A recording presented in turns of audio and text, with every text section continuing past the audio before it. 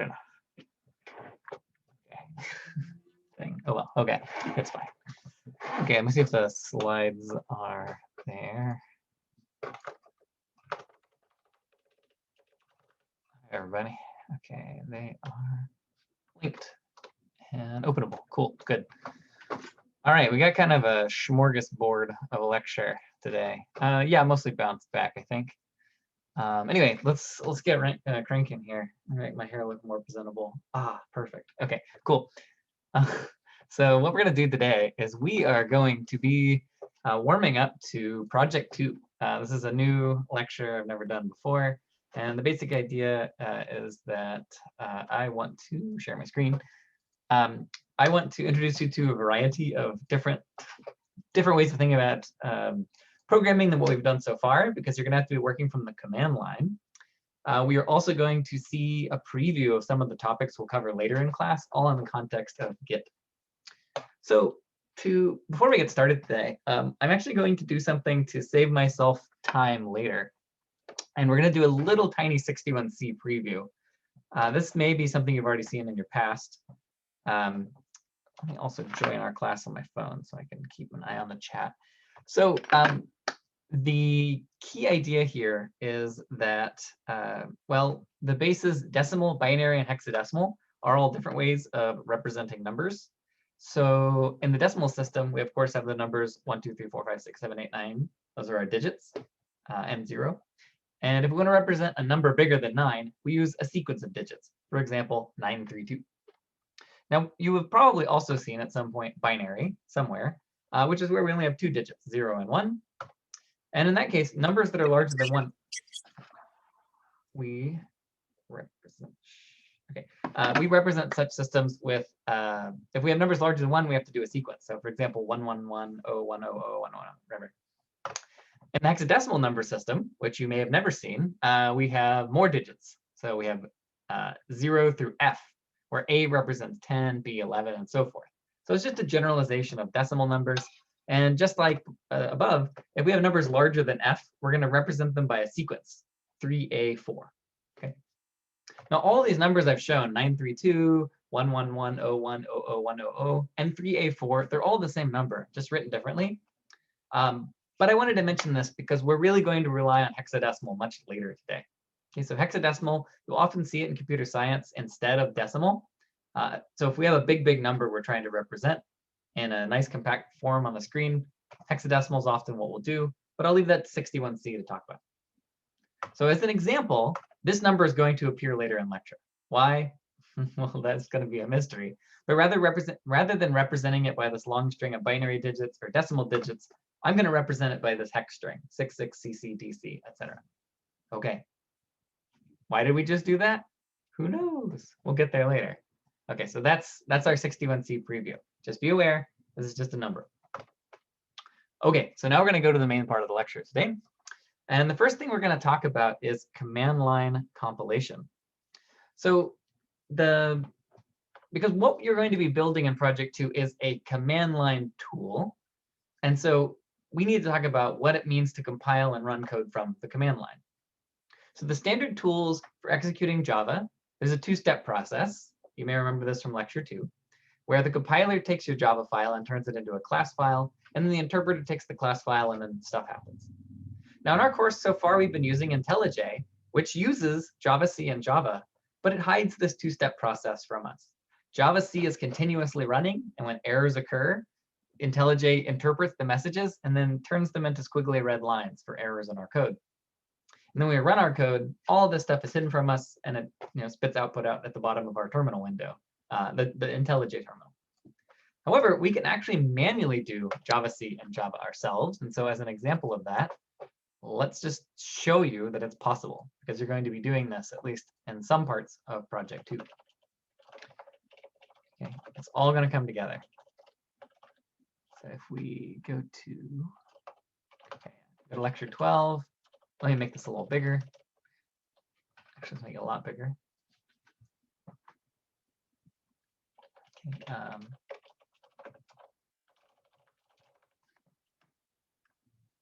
Okay, so we got command line here, and what I'm going to do is I'm going to create a file called hello.java.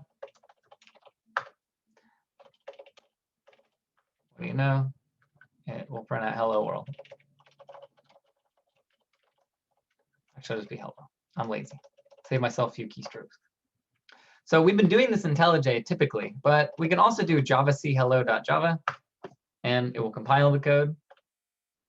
And then if I do ls, I see there's a class file. And then if I type java hello, then we get hello. OK, that's all. So the reason I'm bringing this up is because, again, project 2, you're going to build a command line tool. So it's good to know how to run code like this.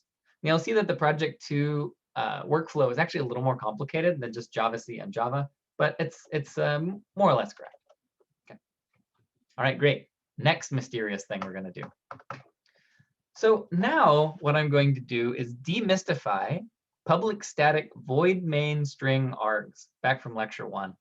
So you already know what public static void means. It's a public method. It's static, meaning it can't use any instance variables. It's void. It doesn't return a type. It's called main, but it also has an argument. So let's talk about what this args thing is. And what it is it's command line arguments. Okay. So let me show you how these command line, like where would these even come from? Well, they come from whenever you actually invoke the program from the command line. Okay. So if, for example, I did instead here, print out args 0. All right. And then I recompile my program. And then I do java hello, and let's make this even bigger. Right. If I do that, it's kind of unclear. Let me make a better example here. 8, 1, 2, 3, 4. So when I run this program, you'll notice that the text 1 got printed because that's args 0. If I do args 0, 1, 2, then my program is going to print out, try and guess, 1, 2, 3. Those are the first 3 command line arguments. If I do x, y, z, a, b, c, d, e, I get x, y, z. Okay. So what that is it's telling us that there's a way that if you're running a program from the command line, you can give input to your program. Okay, and we use this all the time, right? So when I do like ls_l, this is a command line argument, and it tells the ls program, don't just print out the names, but also include all of this extra information. How did it know? Because we gave it this command line argument. Or, for example, when I type get add, like these are command line arguments. This is not actually a Git repository, so Git yells at me and it says this won't work. But again, command line arguments are the way that we make. This is the way that we provide input to a command line program. So to get a sense of how we can use command line arguments in a more interesting way, let's write a little program called arguments sum. Okay, so this is going to be args sum. All right. Okay. Now that I'm watching our timing a little, I'm actually a little anxious that I won't get to the stuff that really matters. This is a less polished lecture than usual because my weekend got annihilated. But so what I'm going to do is actually skip this live demo and just show you an example of a program. So here is args sum, and this is a program I would have written with you, but I'm not going to, which sums the command line arguments. It just shows that you can interact with command line arguments in a more complicated way. So this is a piece of code that iterates over all of our command line arguments, converts them into integers, computes a running sum.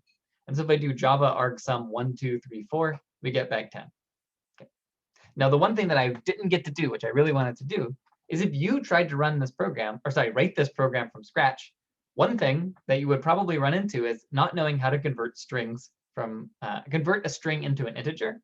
And so I want to reiterate that if you go into software engineering, or if you just write programs as a supplementary part of a research job, if you're a linguist, someone studying congressional text, whatever, like whatever you may do with computer science, one of the most important skills is knowing how to go Google and find code that you can copy and paste and modify for your purposes. So I just want to reiterate that that's a normal and okay thing. The one thing you shouldn't do in this class is Google solutions to the projects and homeworks in this class, because then you're missing the learning experience. But if you want to know how to convert a string to an integer, Google it, right? It's normal. All right, so now let's talk about Git. So Git is a command line program, as I mentioned, And the Git tool we use, it's written in C. Okay, so it's not written in Java. It's written in a different language called C. If you take 61C, you'll get to use it. Now, unlike Java, C code is typically compiled into a binary. Now, I can't tell you what that means. It's just something you'll learn in 61C. But the gist of it is that instead of saying Java get status, you're going to type git status, right? So git status, because Git is compiled into a binary, we don't have to invoke an interpreter. It's something that the interpretation's already been like set aside for us, and everything's in this sort of pre-chewed format. I'll call it a binary. Now, again, that's something beyond the scope of our class, but just be aware. Okay. So, by the way, someone who was saying that this lecture speed, we're just seeing a bunch of different vignettes, right? So don't panic. All right. So Git source code, we can actually go look at Git source code. If you click this link, you can go to GitHub, and you can see the source code for Git. And we can see that in the C language, there's a method called main.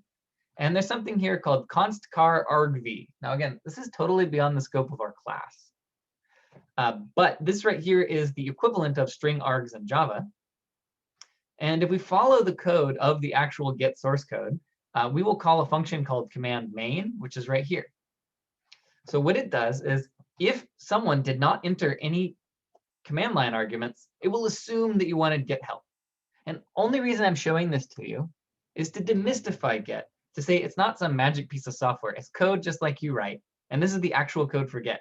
If you don't put any command line arguments, it assumes you actually wanted Git help. Okay. Now, why are we talking about this? So one, I just want to show you that we've already been using command line arguments. But then in project 2, you're going to build your own version of Git, but much smaller than the real Git. And I should note, smaller than the Gitlet. So this is a project called Gitlet. So there's a version that Paul Hilfinger runs of this project that I would say is significantly harder than the one that we're doing this semester. Ours is still going to be a big project, but I'm toning it down because we just have a different philosophy for how we do projects. And also, our version of Gitlet, like Paul does it as the last project in a whole semester long 61B. Ours is in the middle. So it wouldn't make any sense to run Paul's version of Gitlet, but you're going to be building your own version of Git. Okay. All right. Now, Git is a sophisticated piece of software. It relies on lots of ideas we haven't covered yet, like maps and hashing and file input and output and graphs. And so today we'll get a preview of the first 3 of these things, and also get a little insight into how Git works. And you might find it really cool. You might find it boring. I don't know. But I think that this lecture, if nothing else, is a good thing to watch before you get started with project 2. And it also is going to be a warm-up to all the things we're going to be covering now that we're basically done with Java. We will maybe, time permitting, see graphs just briefly at the end, but these first 3 are the most important. Okay. So let's talk about basic Git functionality.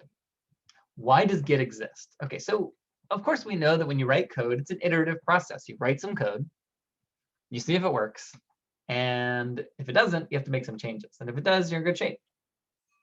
Now, maintaining multiple copies of your code is useful. Like if we're working on projects with other people, we want to make sure that I'm not messing with your work, right? So we have our own local copies. And actually, even when we're just working alone, we sometimes want to make a bunch of changes, but we're not sure if they're good. And so maybe in 61A or E7, before you were using Git, you might have done this naive approach where you have a bunch of old versions of your code in multiple directories. Like if you're working on project 0, you might have a folder called 2048 up finally works. And the idea is you're saying, I got the up key to do something, but so I want to set this aside in case I totally mess up my code. And likewise, maybe you fix a bug and merge, and you make a new directory. It says, hey, I fixed the merge bug. Now I can move on to the next thing. And that version, or that style of version control is perfectly valid. You can do this, but it has some disadvantages compared to using, say, Git. Okay?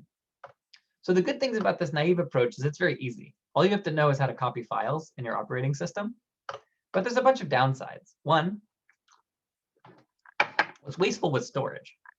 So if I have hundreds of versions of a really big program, then I'm going to have many near identical files everywhere. So it's not ideal. Another is you have to be careful. I had this problem once where I used to make backups of my my old hard drive, And one day it failed, and then I accidentally copied from the failed drive to the good drive, and that was a sad day. And I lost like tons and tons of data. So you have to be really careful whenever you're doing this sort of thing that you don't copy the file the wrong way, because it requires this manual work. Another is you really have to have really good self-discipline to have good backup coverage. So if you're only making another copy of your directory every 3 days, because it's a little cumbersome to do, then if you might end up losing 3 days of work because you make some terrible mistake, and then your most recent backup was actually 3 days ago. And then something we won't really talk about much, but is one of the main reasons it gets out there, is that if we have multiple people working on a project and they all make changes that conflict, dealing with those conflicts is a lot of pain. And so Git is a piece of software that makes that better. Okay. Now, again, it's a bit beyond the scope of how we've used Git in this class, but it's something that people like to use. So that brings us to version control software. So there's lots of different pieces of software that do the thing that Git does. There's Git, which is the most popular these days. But there's also, for example, Perforce, SVN, Mercurial, and actually a lot of others. Now, these days, I'd say that Git is the most popular overall, at least when you're just working with text data. But if you go on to work at companies, you may find yourself using these other tools. For example, Perforce, which I actually don't even know how people say it, because I don't use it. But it's useful, for example, if you have large binary files, or it's not really what Git's built for. And by a large binary file, I mean you have a bunch of art assets or something that are megabytes or gigabytes. Okay. So we're going to talk a little bit about how Git works today. And I'm going to go really into the nitty-gritty, and we're going to go digging around actually in the folders and files that Git creates. Okay. So the first thing I want to note is that fundamentally, every time you commit changes to a file, Git will store a copy of the entire repository, everything, in a secret folder on your computer called .git.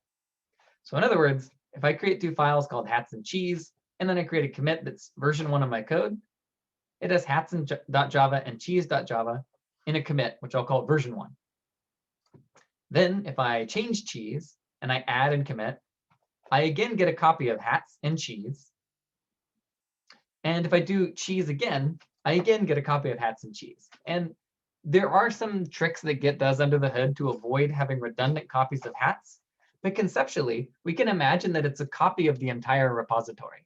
And so for the next, what will feel like a long time, probably 20 minutes, we're going to talk about how exactly it does this. Okay, there's many different approaches we'll explore. Okay, so basically we're going to walk through 5 different approaches in increasing order of goodness, and eventually we'll land on what Git does. Okay.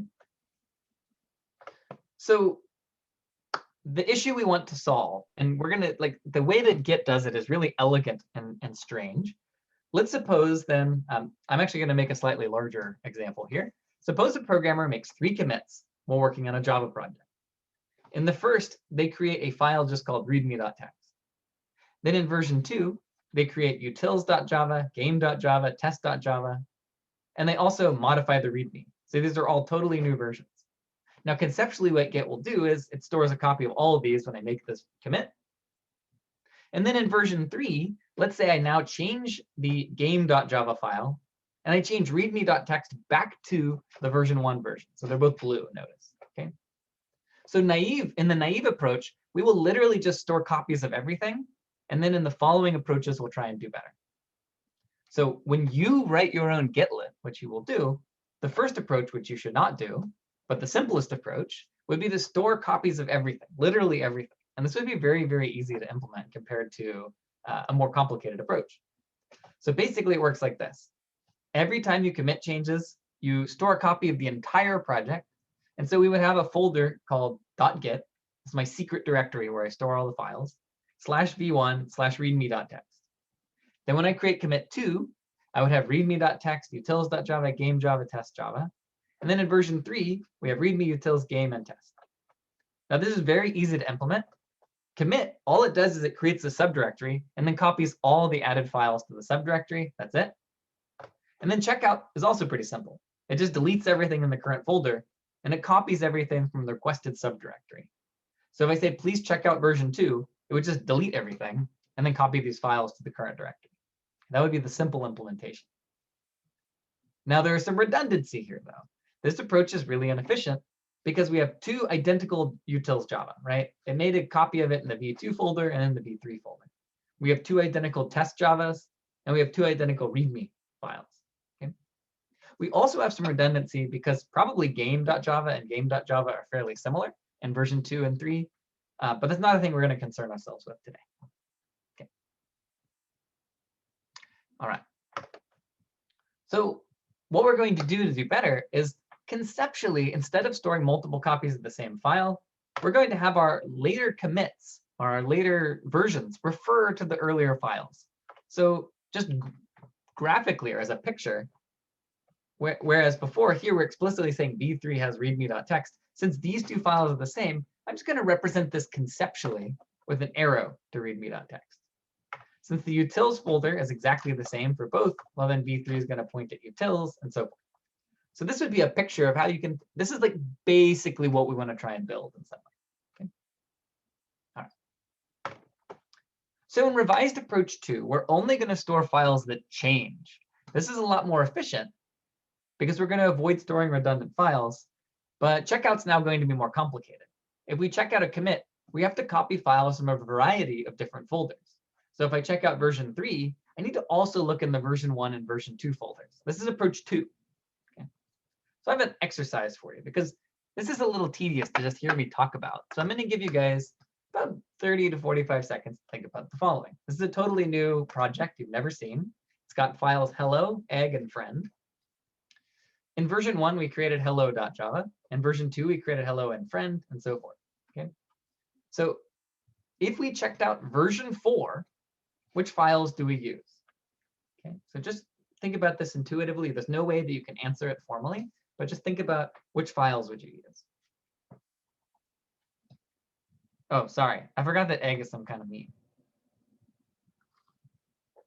This is my own version of egg.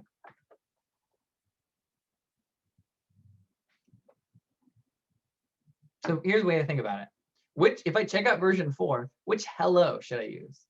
Which friend should I use? And which egg should I use? All right. So the ones we want to use are v2 hello, v3 egg, and v4 friend. Okay. And so the way you might have done that, if you're following along and not just spamming the chat with egg, which is perfectly fine, is to walk through the commits one at a time and say, what's the newest one? Okay. And what we observe is that we're going to use, for commit 4, we're going to use version 2 of hello. So I'm putting it down here. Let's see if I can, okay, there we go. So hello.java is going to be version 2, friend.java is version 4, and egg.java is version 3. Now this approach is inefficient, but it can theoretically work. Okay. All right. Now I have an even better approach, which is inspired by what we did with slists. Remember with slists, instead of recomputing the size every time, we just stored in a variable the size. And so approach 3 is going to be that. Rather than walking through commits from the beginning, we're going to, in addition to these folders, use a data structure that stores a list of commits. Okay. So here's an example of a commit. In version 4, use hello.java version 2, friend.java version 4, and egg.java version 3. This is basically just pre-computing all that information, right? So you manually figured out that hello.java is v2, friend.java is v4, and egg.java is v3. Here I'm saying, well, just write all that down. Don't make someone recompute it every time they check out. So each one of these commits, you can think of it as a map or a dictionary. And so basically for each file name, it just maps that to a version number. If you don't know this term, like in 61A, you knew dictionaries. If you're someone who took E7, maybe you haven't seen this data structure before. But basically, in Python, you might represent this thing as a dictionary from hello.java to 2, friend.java to 4, and egg.java to 3. Okay. All right. There may be, someone asked, like, why not go the other way? You might be able to do something like that, but as long as you got this answer. Okay, so now what I've hopefully convinced you is that it is possible to write down on a piece of paper what version to use for each commit. So I'm going to make sure you understand it. Totally new project. Now we have X, Y, and Z. Okay, these are intentionally annoying to look at. Suppose we have these committed files for versions 1 through 5 on the left, and we also have this list of commits on the right. If we check out version 4, what versions do we use? So if you're following, this question is totally trivial and there's nothing like do. But if you're not quite getting it, try and think about what I'm asking.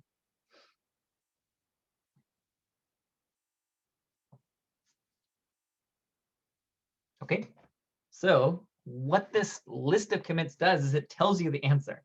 So literally all we need to do is say, oh, well, X, we're going to use version 4, Y, we're going to use version 2, Z, we're going to use version 3, and A, we're going to use version 4. And what I want you to notice is that you didn't have to step through all the files and think like, okay, the newest X and Y are 1. Oh, but now this one replaces that one. Now there's this new thing, Z, this one replaces 1. Like, you don't need to think anymore. In fact, you don't need this side of the equation, or basically this side of the universe, in order to get the answer. So this commit information over here is redundant with what's on the left, but it is much faster. Okay. Someone asked, how do you update that? We're getting there. Okay. So this is approach 3. So this approach has one additional advantage, which allows us to avoid the redundancy of storing multiple files. So let's suppose version 5's x.java is actually the same as version 1's x.java. These two here are literally the same file. Okay. How did that happen? Well, I made some change to x.java, and then I changed my mind and changed it back. So my next question for you, how would we change, if you wanted to avoid this redundancy, how would you change the file structure on the left and the list of commits on the right?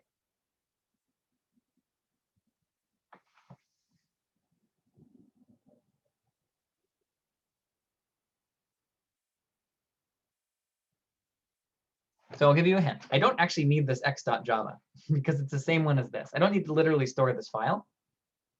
And so what I'll do is all I need to do is say version 5, your x.java is version 1. So the two differences are we didn't actually store a file called v5/x.java because it's the same as this one. And the other is that in my commit object, x.java, we told it it's v1. Okay. So I hope what I'm getting across to you is that there's many different ways that one can implement Git. And as we try and get more efficient, it gets a little harder to wrap your brain around. So maybe approach 1 made total sense, right? Like I showed you approach 1, you're like, yeah, duh. But by the time we got to approach 3, it was a little hard to follow. But ultimately, right, that's the kind of iterative process that is often done when building these big software systems. And you will be going through something somewhat similar. Okay. So whenever you're working on GitLab, don't feel bad that you are going to maybe start inefficient and get a little more efficient. And be aware it's going to take time to wrap your mind around. All right. And so in some sense, this right here, what I'm showing you, this list of files and this list of commits, it is a different way of representing this picture. Okay. This picture is the same thing basically as this here. I mean, with different file names. All right. Okay. All right. I don't want to kind of critique this approach at all because I actually want to get to how Git actually does things. It's a little wild. Okay. Now, the way that Git avoids redundancy is actually using another trick known as hashing, which is something many of you have never heard of. But I want to motivate why we need to do this. So let's say we have two different programmers working on the same project, and they're both starting at version 3. Programmer A changes horse.java and commits. Programmer B changes fish.java and commits. Who gets to be v4? That's the question we're going to ask.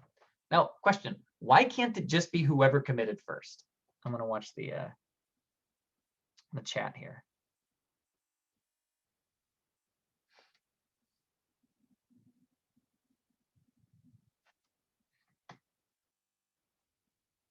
Okay, you need a standard clock. I think that's a reasonable way of thinking about it. Like the thing I think is not totally clear because it's not how you've been using Git, is that Git is a distributed version control system. Everything's done locally, and there's no central server that stores everything.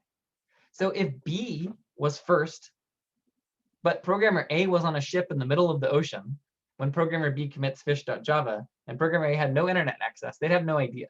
So programmer A's computer has no idea this commit has been made. Now, are there ways to make approach 3 still work despite this problem? Yes. But they won't be as elegant as what Git does. Okay. Now, someone mentions a standard clock. So approach 4, which I'm just going to briefly mention, would be, let's use the time and the date as the version number.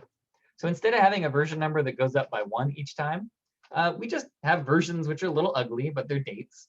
And so, for example, we would have a commit whose version is July 16, 2021 at 3 in the morning. I have x.java, which is this version. So instead of having numbers like 1, 2, and 3, we have the actual time and date. All right. So question, what could go wrong here? Exactly.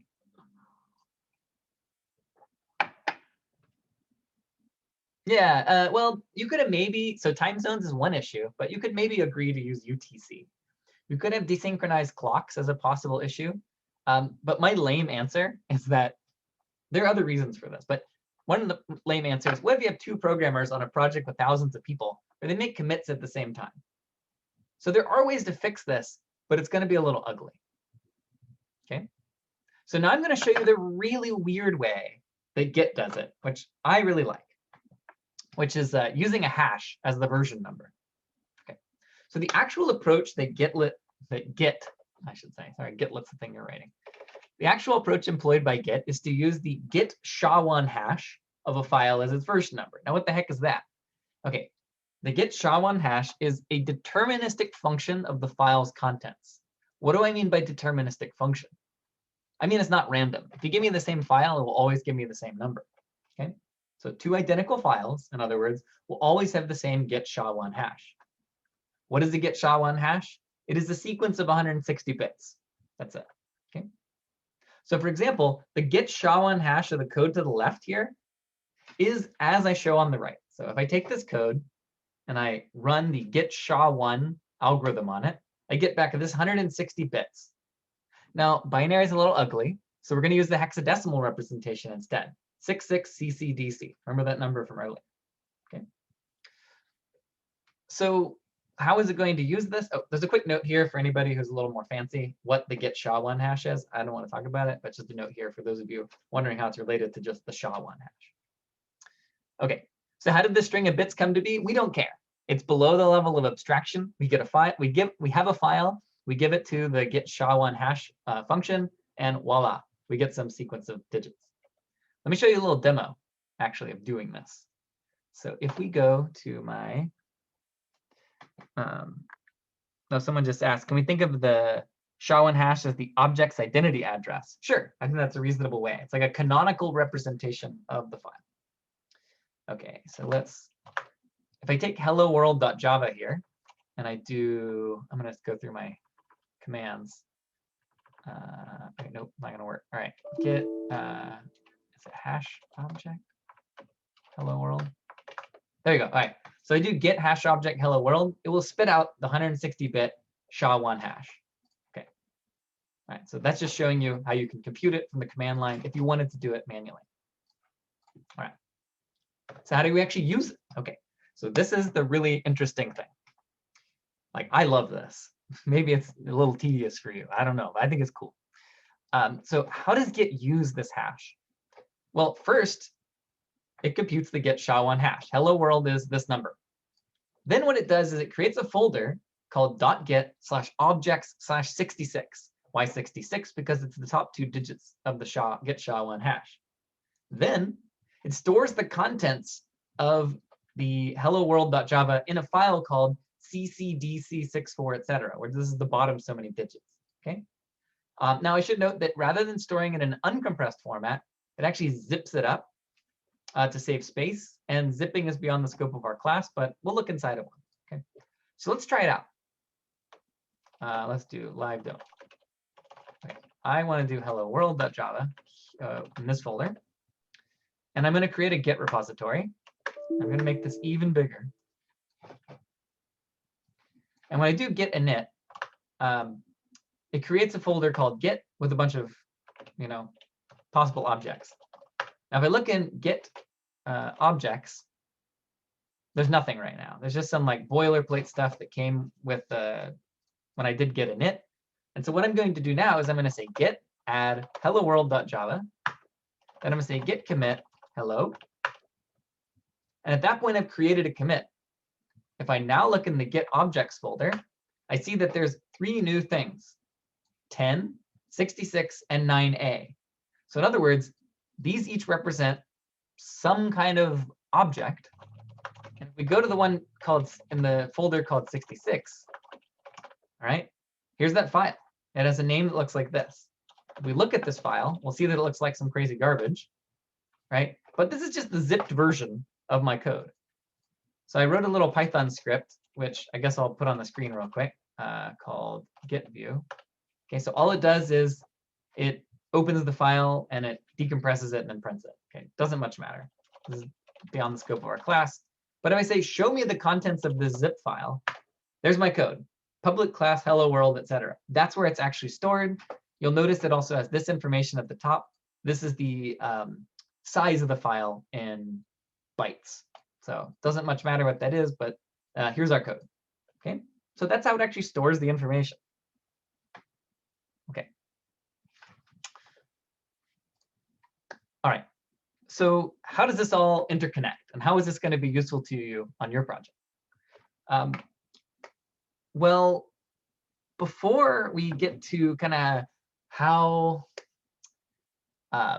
commits actually like keep track of these SHA-1 hashes, I want to talk a little bit about the comparison between these different ideas. We've now seen 5 different approaches. We had approaches 1, 2, and 3, where 1 was just super intuitive, and 3 was an optimization of 1. The basic idea is you have a commit idea that goes up by 1 every time, a commit ID. In approach 4, we use the date and time of the file. And now in approach 5, we're using the git SHA-1 hash of the file. These had some downsides that I showed earlier. But I want you to think about, are there some downsides that can happen in approach 5? Oh, someone asked what's in the other 2 folders. I'll get to that in a bit. So can you think of something that might go wrong in approach 5?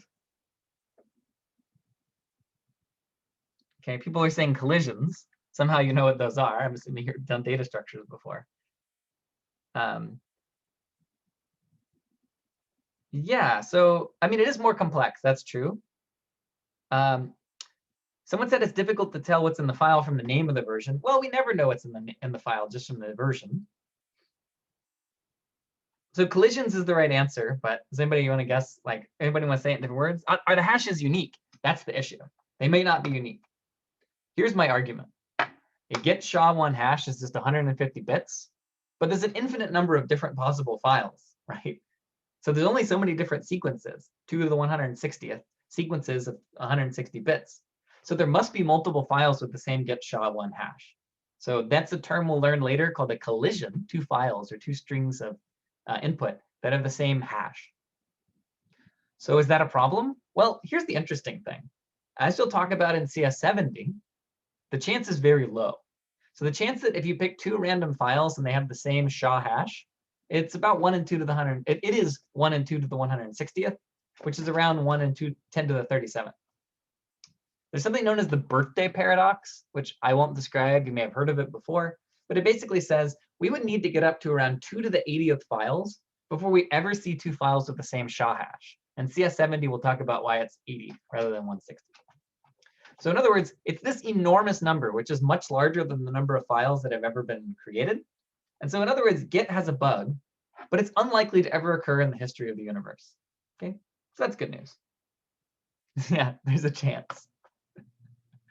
All right. I should mention there's one other benefit of SHA-1 hashing, which is security, which is that we can use it to verify file integrity. So it's hard for me to sneak in something malicious into a Git repository. Let's say we have an important piece of code which has the Git SHA hash EE38, etc. Right? If an attacker went into my Git objects EE folder and tried to replace 380E192 yada yada yada with some kind of malicious code that gives them, I don't know, backdoor access into my desktop computer or whatever, then Git would detect the issue because it'll say the SHA. Why is that? It's because a change in the file would result in a change in the Git SHA-1 hash. So you can't just go in and replace pieces of code. And so this reduces one particular attack vector if someone's trying to do some kind of security, shenanigans. All right. Right. So there's some discussion about changing the commit hash. We won't get to that today. But the system is built so that there's a chain of hashes so that things are not easily exploited. Kind of smells sort of blockchainy in a way, right? All right.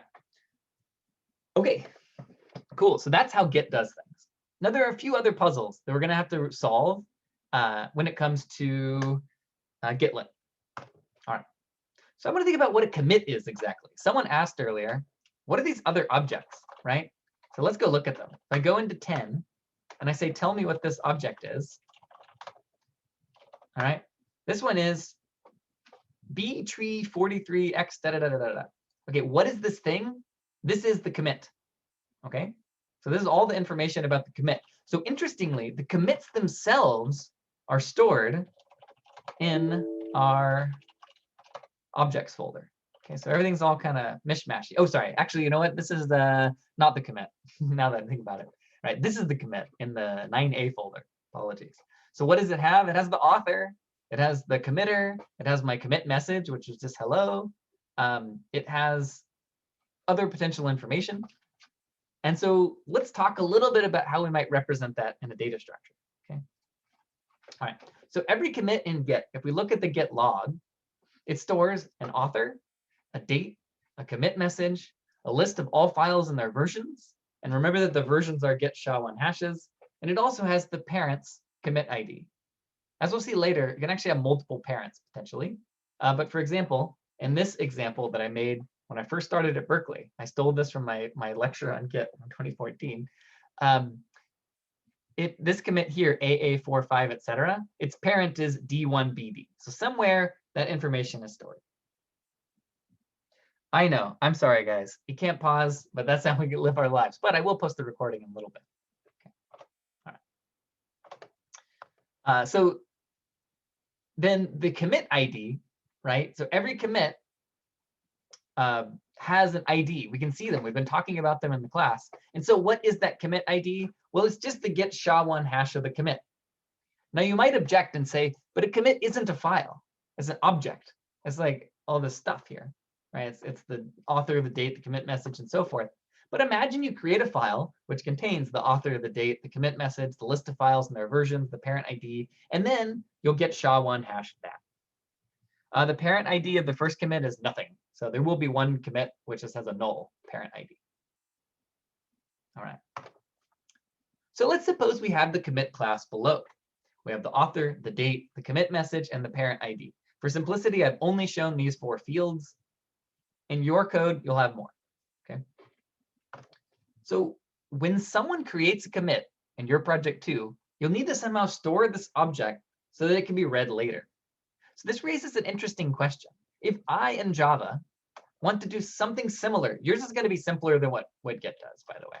But if I want to do something similar, where I'm actually writing the commits out to a file, how the heck do I do that? How do I store the author, the date, the commit message, and the parent ID? So the way we're going to do it is we are going to use a built-in feature called serializable that lets you store arbitrary objects. So it's easy to use. All you do is you make your class implement serializable, and there's no methods to implement. So it's kind of weird. You just say implement serializable, and that's it. You don't have to do anything else. And then you'll use this class that we provided to write or read objects to or from files. Okay. So what was in folder 10? I won't talk about it today, I think. Maybe I'll add that as a note on the study guide. Okay.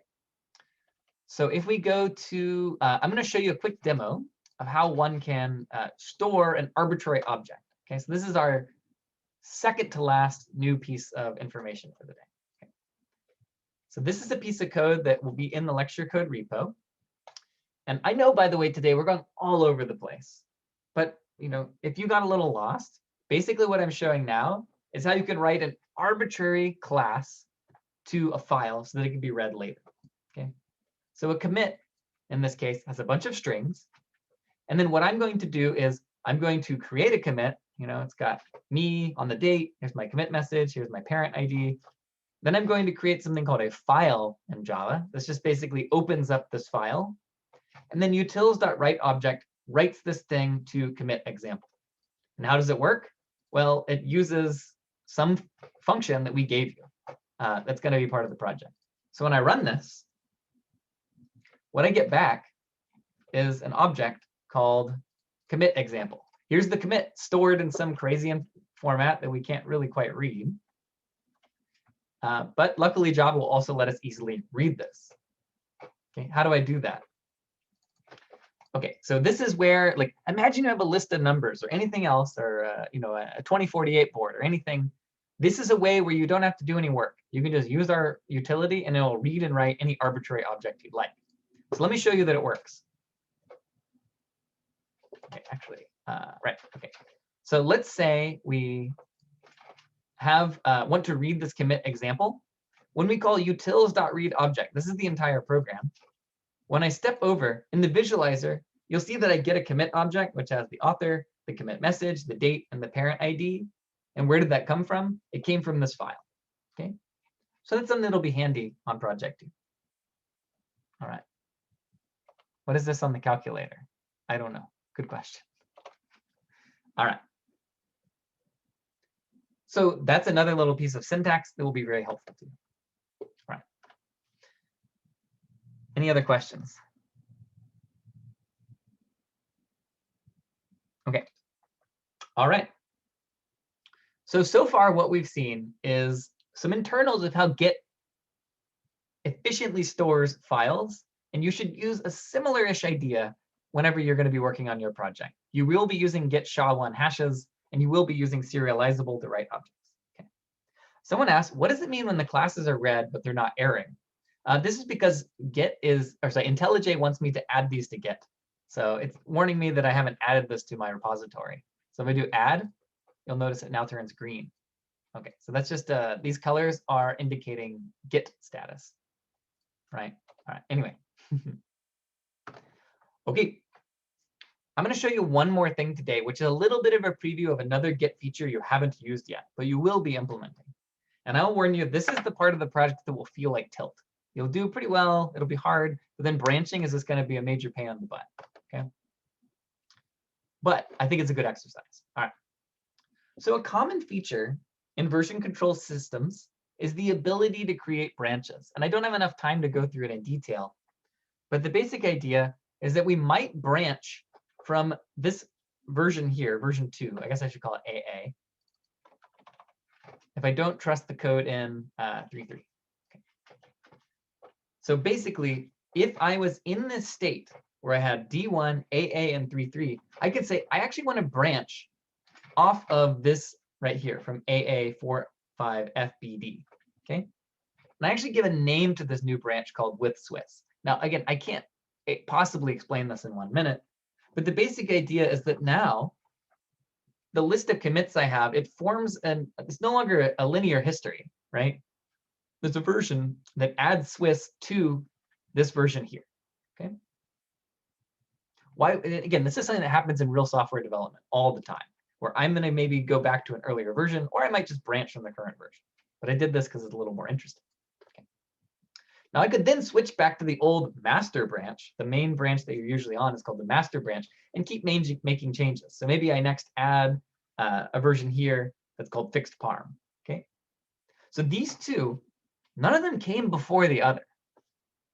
And so they're two different development branches, and maybe they'll be totally separate forever. But often what will eventually happen is that we'll bring them back together and merge them. Okay. Now, without talking too much about this, but you did see it briefly on your lab, we can attempt to merge the branches. And if we do that, and there's a conflict in a file, we will get a merge conflict. So there's all this stuff that was in cheese.java in the master branch, but not in the Swiss branch. And they'll have all the stuff that was in the Swiss branch, but not in the master branch. And in the labs, you will be able to, in the lab, you were able to talk about how to resolve this conflict. Now, once you've done this, and you make a new commit that fixes the merge conflict, which you did on the lab,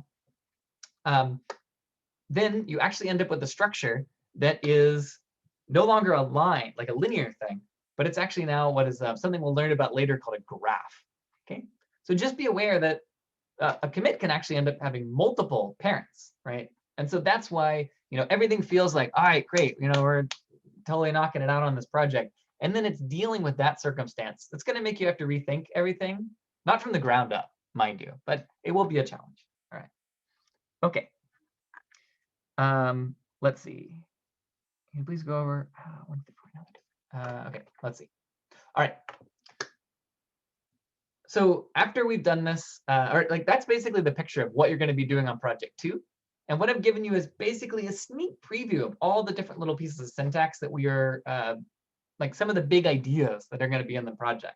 So we had maps, which is the ability to map from a file name to a version number. We talked about hashing just a tiny bit. We talked about serialization, how to write objects to a file. We talked briefly about graphs. Now, project 2, I mean, it's going to take you, I'm serious, like it'll take hours to really understand what you're going to be doing. But the good news is you got lots of time. It's not going to be due until April. And we're going to have other supplementary videos because, you know, we only kind of dug into this branching thing just briefly. Okay. Let's see. All right. So anybody have any closing questions before we get out of here in the chat? Okay. I never played Guitar Hero, I gotta say. I played Dance Dance Revolution a lot, but yeah. Oh, version 1, 2, 3, 4 are doing and how they're different. Are you talking about these different approaches earlier? From that table? This one? Yeah, okay. GitLab will probably be out within a week or so, but we're not anticipating anybody really starting it until late next week. Oh, wait, sorry. When? Maybe 2 weeks from now. Will there be a video explaining all this stuff again? Well, I will post this video, and this is meant to be the main on-ramp to the project, but we actually have like 6 other supplementary videos already recorded and ready to go. So I want to address this. Let's see. All right, yeah, so these different versions. I'm going to address this question, then we're going to head out. So these were different ways of thinking about the versions of a file. Versions 1, 2, and 3, they all stored the old versions of file in directories that were numbered by their version. Version 4, it thought of the version number as the date and time of the file. And then version 5, it stored files in folders that were related to the content of the files themselves. So that is, it uses the SHA-1 hash to decide where to put it. Okay. All right. Yeah, I have done. Yeah, my hands. I'm almost 40. I can't play any of those Guitar Hero games. Like StarCraft already did enough damage to my hands. I don't need any more button pushing games in my life. Anyway, I turned 40 this summer. So yeah, I mean the secret is I don't know what the secret is. Thanks guys. Yeah.